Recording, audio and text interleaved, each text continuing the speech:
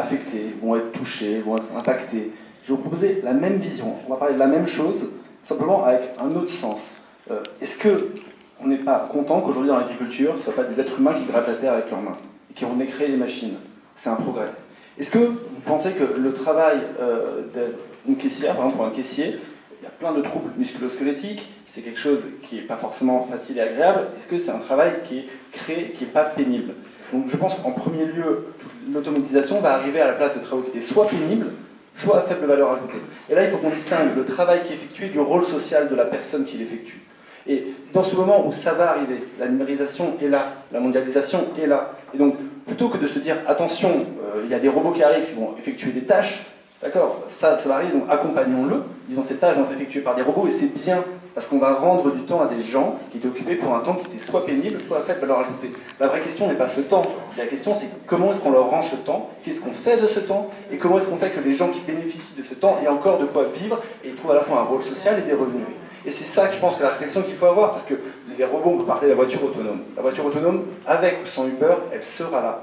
Aujourd'hui, il y a déjà des voitures autonomes que l'on fait circuler à Pittsburgh dans un certain quartier. Avec votre smartphone, vous pouvez appuyer sur un bouton et la voiture arrive. Et ce n'est pas un chauffeur, c'est une voiture autonome. Alors dans la voiture, il y a encore des ingénieurs qui analysent tout et elle roule à 10 km/h parce qu'on est en train de faire plein de tests. Mais les gens peuvent en bénéficier, la course est gratuite.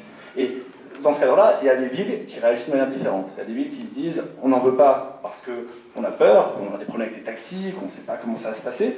Alors qu'il y a d'autres villes dans le monde, déjà aujourd'hui, par exemple Singapour, qui nous disent venez chez nous, on va fermer un quartier aux voitures conduites par des êtres humains, et tous les constructeurs de voitures autonomes vont pouvoir mettre leurs voitures autonomes parce qu'on veut que notre population en bénéficie. Le travail de chauffeur, pour nous, c'est la problématique qu'on a tous les jours aujourd'hui. Comment fonctionne Uber? Uber, c'est une application qui vous permet, en appuyant sur un bouton sur votre téléphone, d'avoir un chauffeur qui arrive, qui vous récupère, vous avez déjà entré à la destination, et donc il vous dépose à destination. Ici, par exemple, on est place Cléber, vous voulez aller au pâté Brumat, et ben, vous indiquez pâté Brumat, la voiture va arriver, et là vous y emmenez. Vous n'aurez pas besoin de sortir d'argent parce que le paiement est automatique avec votre carte bleue. Vous voyez juste le numéro de la plaque de la voiture qui arrive, la tête du chauffeur, vous montez dedans, et voilà, vous êtes tranquille, vous pouvez parler avec lui si vous le souhaitez, vous pouvez ne pas parler avec lui, vous allez à votre destination, et c'est fait. Et donc le chauffeur, pendant ce temps-là, il a effectué une course. Ça, c'est une vision très simple de ce que c'était le taxi un peu amélioré. Nous, notre vraie vision, c'est d'aller plus loin et c'est de vous permettre de ne plus utiliser votre voiture individuelle. Alors, dans une ville comme Strasbourg, qui est assez petite, avec beaucoup de vélos, vous allez dire, moi, je ne l'utilise pas souvent.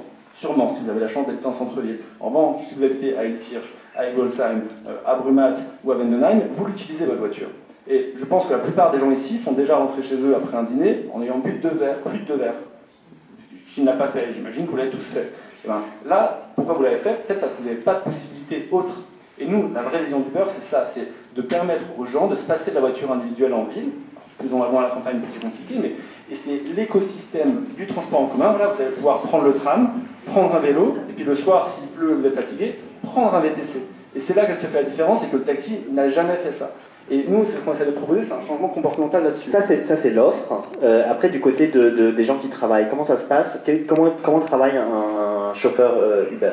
Alors, un chauffeur de VTC aujourd'hui, il y a 2 types de chauffeurs. Il y a ceux qui ont leur carte VTC, qui sont donc des indépendants, qui achètent ou louent un véhicule, qui se connectent aux applications de leur choix, qui peuvent avoir des clients aussi par des hôtels et des restaurants. Et du coup, quand ils le choisissent, ils montent dans leur voiture et ils ouvrent l'application.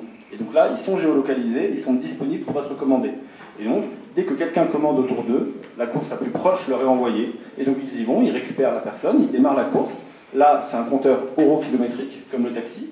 Et au moment où la course s'arrête, ben pareil, ils arrêtent la course. Et voilà, donc là, le paiement se fait automatiquement, donc ça transite par Uber.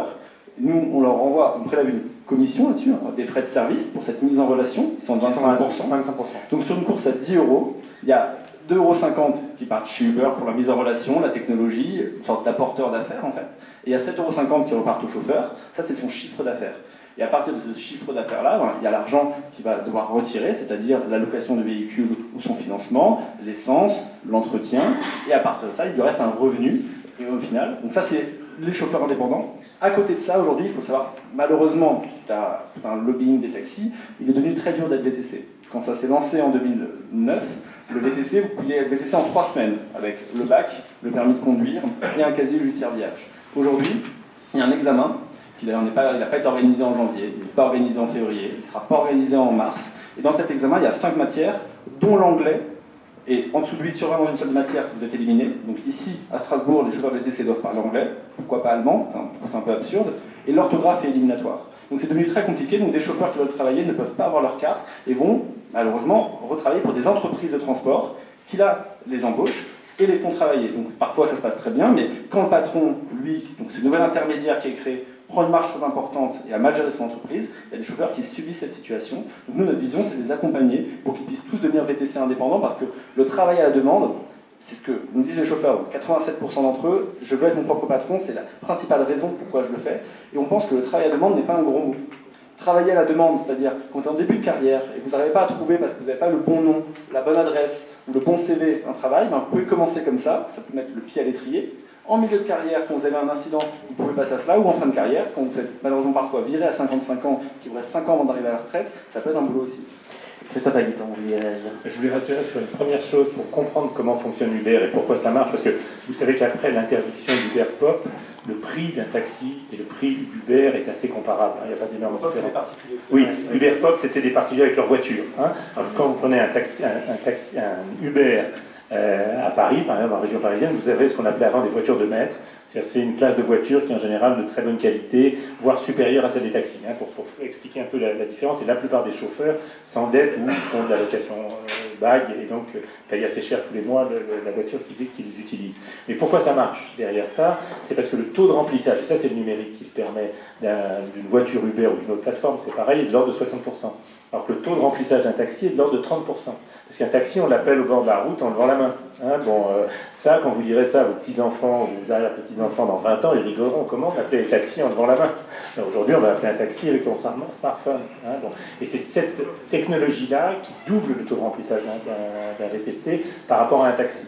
Donc ça permet de comprendre en fait qu'on pourrait avoir un autre modèle, si on discute d'Uber. On pourrait tout à fait concevoir que des coopératives de taxi, alors on en parlait avant, ça demande un certain coût, parce qu'il faut mettre à niveau la technologie, avoir une plateforme derrière de gens qui répondent au téléphone, etc. C'est pas forcément immédiatement faisable, mais c'est pas si difficile que ça, qui fonctionne et qui évite que ce soit des grands groupes comme Uber qui, d'une certaine façon, extraient de la valeur sur le dos de ceux qui travaillent, même s'il y a des coûts de technologie.